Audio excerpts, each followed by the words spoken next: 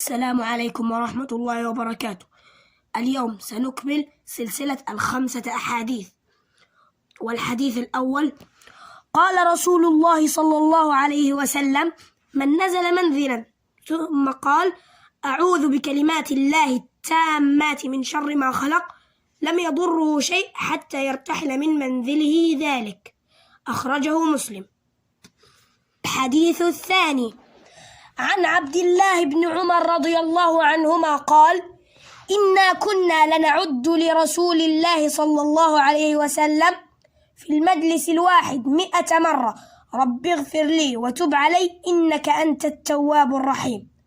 أخرجه أبو داود. الحديث الثالث: عن جابر بن عبد الله رضي الله عنهما أن رسول الله صلى الله عليه وسلم قال: من بنى مسجدا لله كمفحص قطاه أو أصغر بنى الله له بيتا في الجنة.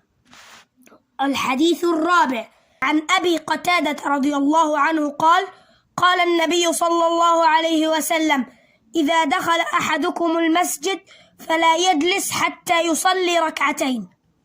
الحديث الخامس: عن أبي هريرة رضي الله عنه عن النبي صلى الله عليه وسلم قال: من أخذ أموال الناس يريد آداءها أدى الله عنه، ومن أخذها يريد إتلافها أتلفه الله.